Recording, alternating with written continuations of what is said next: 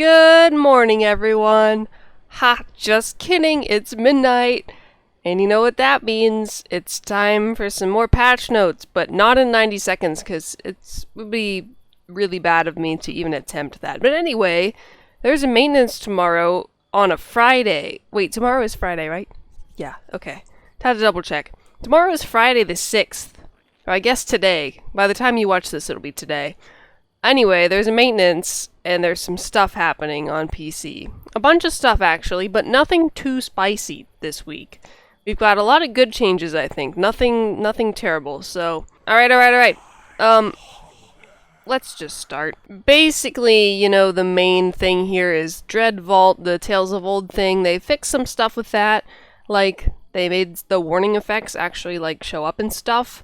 And there's less ads that spawn in one of the boss fights, so you're not going to get Thune Hulks and the Scourges anymore.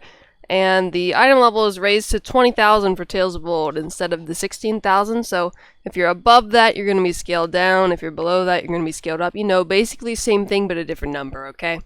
And then you can actually get Trinkets of Old again. Hello, person! Alright, now professions! The level cap's been increased to 80. Finally! That's that thing they wanted to do in Mod 16, but then they didn't have time, so it got pushed back to Mod 17. But then they didn't have time to finish it, so it got pushed back to right now. But it's finally here. And the level cap for the artisans has also been increased to level 80, of course. And there's a bunch of new crafted items that you can be added. Sorry, it's been a long day. It's about midnight. There's various new items that have been added to the game. You can now craft new equipment, materials, potions, tools, and supplements. And then there's a whole bunch of recipes, obviously, because if they added the items, it would be really dumb if they didn't add the recipes. The new version of the PvP campaign is now available. So, you know, you can, like, level that up and stuff, and the boons are different. But the title that you're supposed to get if you completed all 30 tasks prior to this PvP update, the title that you're supposed to get for that doesn't work properly, but you'll get it later. That's what it says. Tiamat wrote these patch notes, so I trust him. Also, a couple other things. Going back to Tales of Old for a second, you can't equip the Flayed Storyteller's Journal if you have the Frozen Storyteller's Journal equipped right now. That's a bug. It's not intended, okay? Just don't freak out about it. It's gonna be fixed. And the boss doesn't show the effects for one of his other powers, the Mind Burst thing. That kind of reminds me of, like, Mind Blow when your brain just goes... he's not doing that, but he will later. Doesn't have enough energy right now. Didn't have his coffee. Right, so the K-Team Weekly Dungeon thing actually works now. Apparently it wasn't working before, but does anybody actually run the K-Team Hardcore Dungeons? I mean, I personally wouldn't mind doing it, but I don't know anyone that actually wants to do that, which sucks. Because I like when things are challenging. Couple quests were fixed for Acquisitions Incorporated that previously got stuck and you couldn't finish them, and you know, it's always annoying when you start something and you can't finish it. Now, okay, here's probably one of the best things in this week's patch notes. Castle Ravenloft is no longer in random advanced queue. You can all thank me later. I'm just kidding, I had nothing to do with it. Literally nothing. Also, Cradle of the Death God is also not in the random advanced queue either. I wonder what queue it's actually in. Maybe it's not in any? Fangbreaker Island requires an item level of 15,000 now. Currently it's... what is it right now? 14,000. So now it requires 15,000. They did a little bit of an upgrade. And then Illusionist Gambit, not in the leveling queue anymore. MSP, Master Spell Plague, also requiring the 15,000 item level.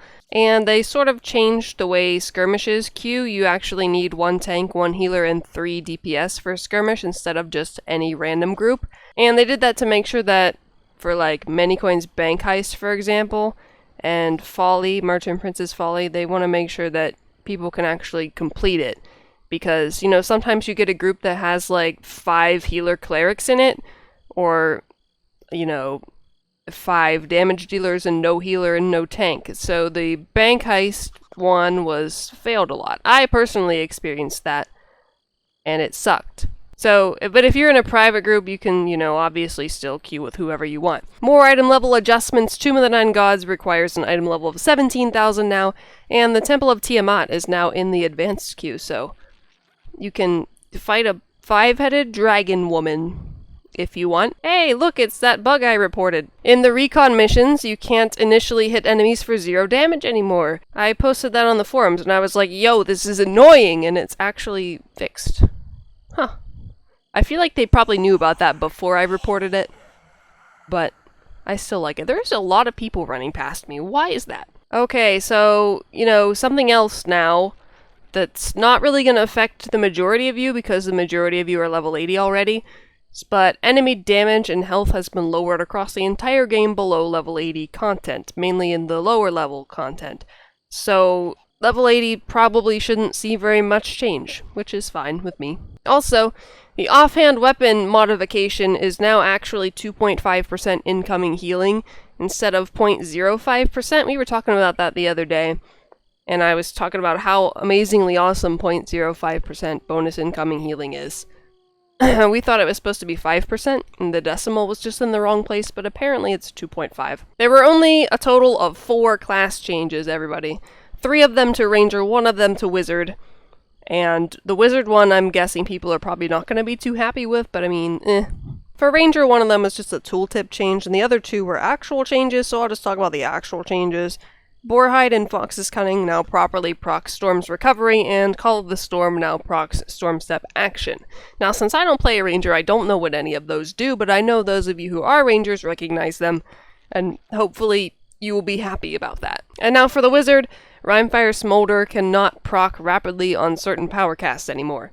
So that's even less damage. Although I don't really think it was intended based on the way that's worded, but, We're getting into some nice stuff now, I think. So they fixed a few companion powers, and also the companion powers don't work in PvP anymore, so that's all these that you have, like extra hit points, extra stats and stuff, that's not going to be available if you go into a PvP area. Right, so bonding runestones were changed, but don't freak out because the changes are actually pretty good. Basically, there currently is a stat drop-off, so like if you go into near-death state, if you almost die, and you get revived, your stats from your bonding runestones aren't applied right away, so there's a delay. Now that is not going to be a thing, so whenever you're knocked out and you get back up, you have your same stats the whole time. And also, it's not required anymore that you're standing within 100 feet of your companion to receive the bonding runestone stats. So basically, as long as you have the bonding runestones on your companion, you're going to have them all the time unless your companion is dead. And also, bonding runestone effect is reapplied more quickly when your companion is revived. This obviously only applies to the combat companions that very few people use, but it's still a thing. Moving right along to the Jarl's Gaze Headpiece, which had its power bonus, or bonus power, changed to the one that gives you power for each enemy you're engaged in battle with. And to be honest, I'm not quite sure why they bothered changing it, unless it wasn't working before. I didn't really pay attention to what it was. What is it right now? Oh, okay, I understand now. So, right now it's 20 power for every % of Everfrost resistance that you have, and it's only active in zones with Everfrost. That's pretty useless. I'm glad they changed it. Moving right along. So the Mad Dash, which is the set bonus for the artifact set that comes from Tower of the Mad Mage, it now takes effect whenever you're staying still for 3 seconds or longer instead of 6, and it drops off whenever you move, which is, makes sense, considering you have to stand still for it to work. If you move, it shouldn't work. So, the Swift Golden Lion legendary mount power thing, the one that gives you a shield when you use it, apparently right now it only gives a 3.33% hit point shield. But anyway, it was increased to 30% of your max HP, which I feel like I would have noticed. Maybe that's where all my small shields were coming from when I ran with groups. I really wasn't paying attention. So now for some random stuff that doesn't really fit into any other category.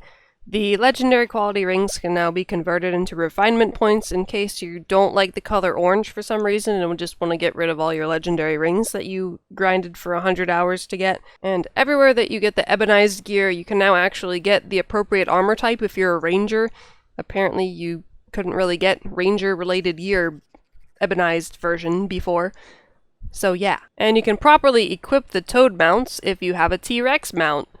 That is one of those things that doesn't make any sense, but apparently you couldn't equip a toad mount if you owned a T-Rex mount. That's just one of those things where two completely unrelated things can sometimes conflict and not work. They also updated a bunch of early game rewards that I'm not going to go into detail about because most of you are level 80 already, but basically they changed some drops from bosses in certain quests and changed the type of gear that they drop, and there's also apparently a tutorial whenever you gain Seals of the Adventurer for the first time if you're level 69 or below. I feel like there was a tutorial for Seals before, because I remember having Seals explained to me. Maybe that was removed and they added it again. Or maybe I'm just imagining things. So I'm completely blanking on what coalesced magics are. I mean, I know what they are, but I don't remember. But anyway, you gain them from killing the enemies in the runic encounters, and you can get them, and it caps at 200 per day that you can get. So hopefully this information benefits some of you, but me personally, I don't remember what a coalesced magic is, and I know that I am going to be educated by like 500 different people in the comments about what it is and how dumb I am. Okay, also in the realm of expeditions, companion gear drop rates have been increased, and the Warden Expedition loot drops now actually drops items for the party and not just, one person and you roll for it, which is great, because now I actually have a reason to do them in a group other than speed. Now I can do them in groups because I want to. Alright, so now we have a couple things that were changed in the Zen Market. And these are actually beneficial for people buying the things instead of the opposite. I don't know if I would really recommend buying it anyway, but anyways. So the companion packs that are in the Zen Market now, they were updated a little bit to basically give more stuff. I thought the companion packs would be in the companion section. Do they even exist? Oh, apparently there's a Gith booster pack now, where you can get, like, this mount and a bag that has 30 inventory slots and all this stuff. When did this come out? Did I just, totally miss a whole week of stuff? But anyway, I can't find the companion token pack things. I figured they would either be in the pack section or in the companion section, and they're not in either of them. Wait, they're right here. Okay, I'm blind. Right, so the companion upgrade mini pack, that's this one here that currently gives 15 companion upgrade tokens. It was increased to give... Wait a minute. I'm confused. Again. So this says that it has 15 in it. But in the patch notes it says it had 45. I think that's a typo. Anyway, we'll start with this one. Companion Helper Pack. The price right now is $1,400. It's being increased to $2,000, but instead of getting 45 companion upgrade tokens, you're going to get 175, which is 3 times as much? Nope, it's more like 4 times as much. Right? 45 plus 45 is 90, times 2 is 180. So roughly 4 times as many companion upgrade tokens with only a 600 Zen increase. Instead of the 1 rank 9 bonding runestones, you get a choice of 3 rank 11 runestones. So you can pick, whatever kind of runestone you want at rank 11 instead of 1 bonding rank 9, since bondings are really cheap right now anyway. So that's great. Now going back to the other one, what I think this means, I think it's supposed to say 15, but it says 45. So now this mini one was increased to give 75 companion upgrade tokens, and the price is unchanged. So that's a lot more reasonable of a price for this. I don't remember if I talked about this in the Zen Market review, but I feel like I might have, because 15 companion upgrade tokens for 500 Zen is a terrible deal. So 75 for 500 Zen is not bad, to be honest. I mean, it's still not something that I would really buy unless I needed them badly, but it's better than it was. Much better. And this price stays the same. Okay, everyone, I learned something today. Apparently, you can fill up the appearance library for specific slots, or any slot really. So apparently you can only have a certain number of things in each slot. The only reason I know that is because of what this says. It says the convert to appearance library option is now deactivated if the appearance library is full for that slot. I wonder what the limit is on the amount of stuff that you can convert, because I was thinking I could just convert everything to save inventory space, but now I'm not too sure about that. It doesn't say 1 out of however many. I'm assuming I can fill up the entire screen, which should be fine. Alright, now this one I'm upset that I didn't know about. So apparently there are some shirts that the displayed starry visual effects on the entire Gith character if you had that race, and it's supposed to only be the shirt. I guess it's called a star shirt. I don't know what a star shirt is. I really think I missed like a whole update of this game about the Gith race. Is the star shirt in the pack of the Gith? It's not. Okay. There's apparently a Gith companion that has... What? There's a companion that gives 6% stamina regeneration? I could have used that in my stamina paladin video. I'm disappointed. When did this come out? Please educate me. They fixed a couple audio things, and that is basically it. As you can obviously tell, this video was not 90 seconds long. I don't know why I felt the need to say that. Thanks for watching or listening or whatever, and I guess I will see you next time. Bye!